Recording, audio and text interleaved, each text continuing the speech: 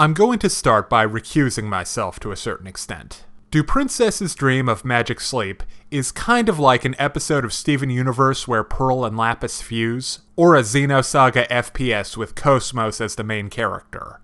I'm not really going to be objective. Well, at least you're aware you're a biased fanboy.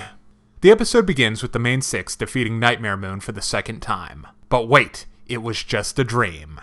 And Luna's dreams ending happily means things are seriously up. A dark manifestation of Luna's guilt and shame called Tantabus has escaped from her dreams and into the dreams of the main six. The next night, Luna enters the dreams of our little heroes, and the Princess of Sleep pursues Tantabus. Through Rarity's Sorcerer's Apprentice-esque fashion extravaganza, Pinkie's globe-trotting randomness, Fluttershy's strange world where she's Angel's pet, that girl's got some issues, Applejack's giant apple field, 'cause what else would she have, Rainbow Dash's one-hoofed victory over a changeling army, and Twi's giant library. But unfortunately, Tantabus gets away, and now has the ability to enter the dreams of everyone in Ponyville. So to fight it, Luna creates a giant shared dream for everyone in town. But just holding a dream that size together is all she can do.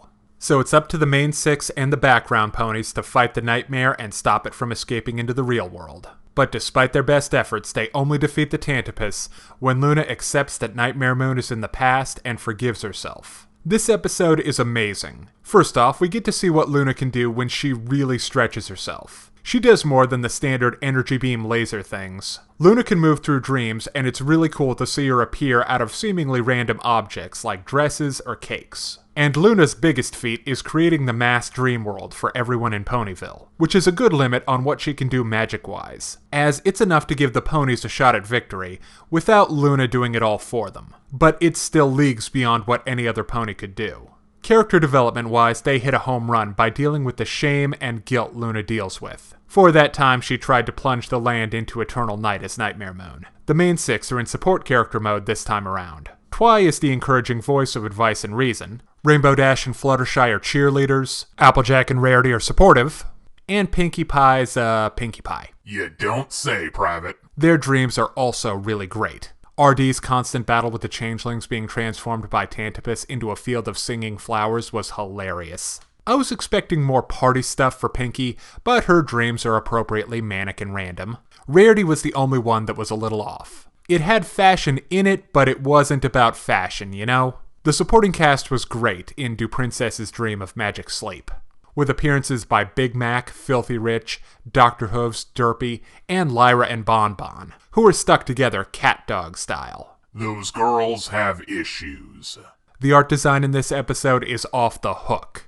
Dreams are a great way to show off odd, surreal imagery, and we get some real gems like Prince Big Mac, Filthy Rich, whose superpower is literally money, a la Scrooge McDuck, the way Tantabus transforms everyday objects into monsters, and the return of Flutterbat, the Power Ponies, and Sir Spike. Also, Luna's dream powers are interesting in how she connects to sleeping ponies by these ethereal threads.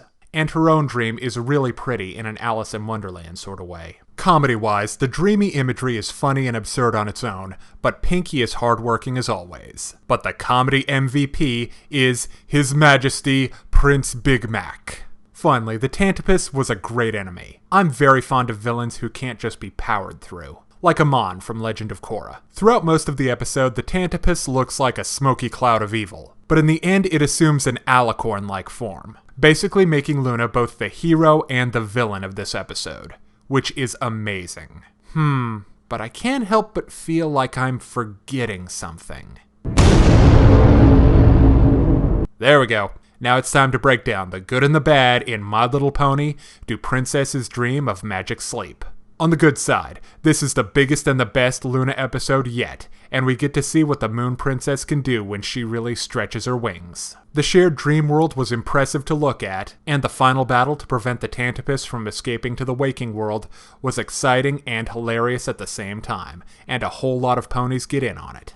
On the downside, this episode might have some problems, like Rarity's dream not being that good, or Luna not being able to get over her own problems sooner. But none of that bothered me, so take my opinion with a grain of salt. 'Cause I give My Little Pony, Do Princesses Dream of Magic Sleep a 5 out of 5. Now be sure and come back when Season 5 resumes later this year. And if you're interested in more reviews of anime, movies, TV shows, comic books, or video games, check out my channel on YouTube at StupidPrivate913, or find my Facebook and Deviantart pages for video updates and more.